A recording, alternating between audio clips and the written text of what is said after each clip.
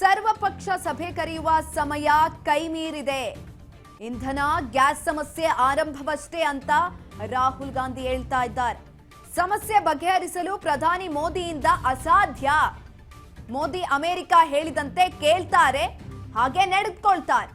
ಕೇಂದ್ರದ ವಿರುದ್ಧ ಮುಗಿಬಿದ್ದ ಲೋಕಸಭೆ ವಿಪಕ್ಷ ನಾಯಕ. ಭಾರತದ ಮೇಲೆ ಮಧ್ಯಪ್ರಾಚ್ಯದಲ್ಲಿನ ಯುದ್ಧದ ಎಫೆಕ್ಟ್ ಜಾಸ್ತಿ ಆಗ್ತಾ ಇದೆ. ಸರ್ವಪಕ್ಷಗಳ ಸಭೆಯನ್ನ ಕರೆದಿದ್ದಾರೆ. ಆದರೆ ಸಭೆಯನ್ನ ಕರೆಯುವಂತಹ ಸಮಯ ಕೈಮೀರಿ ಹೋಗಿದೆ. ಇಂಧನ ಗ್ಯಾಸ್ ಸಮಸ್ಯೆ ಆರಂಭ ಅಷ್ಟೇ ಅಂತ ಇದೀಗ ರಾಹುಲ್ ಗಾಂಧಿ ಹೇಳಿರುವಂತದ್ದು. ಸಮಸ್ಯೆಯನ್ನ ಬಗೆಹರಿಸುವುದಕ್ಕೆ ಪ್ರಧಾನಿ ಮೋದಿಯಿಂದ ಅಸಾಧ್ಯ. ಕೇಂದ್ರದ ವಿರುದ್ಧ ಮುಗಿಬಿದ್ದಿದ್ದಾರೆ ಲೋಕಸಭೆ ವಿಪಕ್ಷ ನಾಯಕ.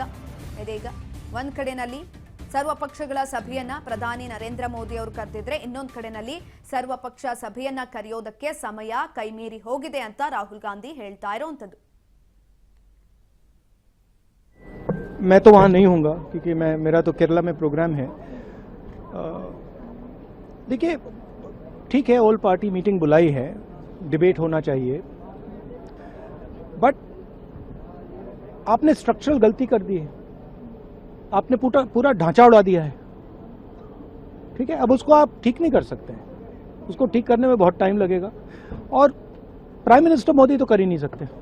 मैं आपको लिख के दे रहा हूं, प्राइम मिनिस्टर मोदी जो अमेरिका कहेगा और जो इजराइल कहेगा वो प्राइम मिनिस्टर मोदी करेंगे।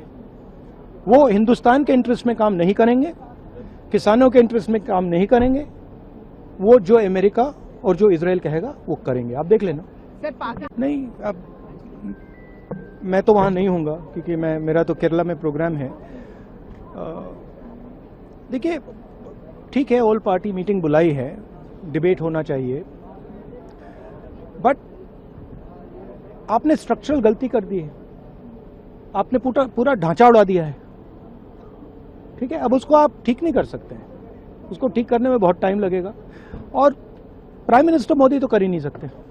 मैं आपको लिख के दे रहा हूं, प्राइम मिनिस्टर मोदी जो अमेरिका कहेगा और जो इजराइल कहेगा वो प्राइम मिनिस्टर मोदी करेंगे। वो हिंदुस्तान के इंटरेस्ट में काम नहीं करेंगे, किसानों के इंटरेस्ट में काम नहीं करेंगे। वो जो अमेरिका और जो इजराइल कहेगा वो करेंगे। आप देख लेना। नहीं, अब मैं तो वहां नहीं हूँगा क्योंकि मेरा तो केरला में प्रोग्राम है। ರಾಜ್ಯದಲ್ಲಿ ಆಗ್ತಾ ಇರುವಂತಹ ಯುದ್ಧದ ಎಫೆಕ್ಟ್ ತಗುಲಿದೆ. ಜನ ಸಂಕಷ್ಟವನ್ನ ಪಡ್ತಿದ್ದಾರೆ, ಒಂದ್ ಕಡೆನಲ್ಲಿ ಪರದಾಟವನ್ನ ಪಡ್ತಿದ್ದಾರೆ. ಇದು ಕೇವಲ ಆರಂಭ ಅಷ್ಟೇ. ಮೋದಿ ಅವರಿಗೆ ಇದನ್ನ ನಿಭಾಯಿಸೋದಕ್ಕೆ ಶಕ್ತಿ ಇಲ್ಲ, ಓಡ ಹೋಗ್ತಾ ಇದ್ದಾರೆ ಅಂತ ರಾಹುಲ್ ಗಾಂಧಿ ಇದೀಗ ಮಾತನಾಡಿದಂಥದ್ದು. ಅದರಲ್ಲೂ ಕೂಡ ಇದೀಗ ಸರ್ವಪಕ್ಷದ ಸಭೆಯನ್ನ ಕರೆದಿದ್ದಾರೆ. ಅದಕ್ಕೂ ಕೂಡ ಸಮಯ ಕೈಮೀರಿ ಹೋಗಿದೆ. ಮುಂಚಿತವಾಗಿಯೇ ಕರಿಬೇಕಾಗಿತ್ತು.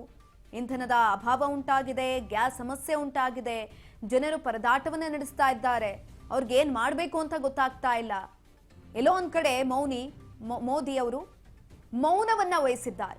ಹಾಗಾಗಿ ಅವ್ರಿಗೆ ಇದೆಲ್ಲವನ್ನ ಎದುರಿಸೋದಕ್ಕೆ ಸಾಧ್ಯ ಆಗ್ತಾ ಇಲ್ಲ, ಅಸಾಧ್ಯ ಅಂತ ಲೋಕಸಭೆ ವಿಪಕ್ಷ ನಾಯಕ ರಾಹುಲ್ ಗಾಂಧಿ ಅವರು ಈ ಸಮಯದಲ್ಲಿ ಹೇಳಿರುವಂಥದ್ದು.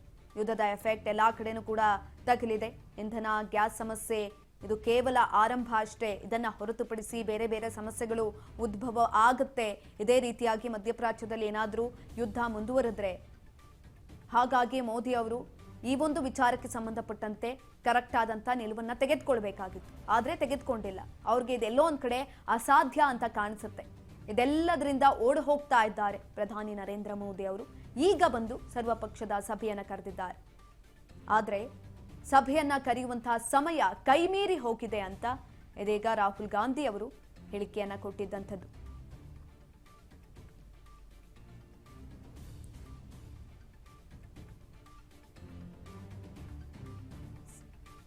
ಸರ್ವಪಕ್ಷ ಸಭೆಯನ್ನ ಕರೆಯೋದಕ್ಕೆ ಕೈಮೀರಿ ಹೋಗಿದೆ ಸಮಯ ಅಂತ ಲೋಕಸಭೆ ವಿಪಕ್ಷ ನಾಯಕ ರಾಹುಲ್ ಗಾಂಧಿ ಅವರು ಮೋದಿ ಅವರಿಗೆ ತಿರುಗೇಟನ್ನ ಕೊಟ್ಟಿದ್ದಾರೆ.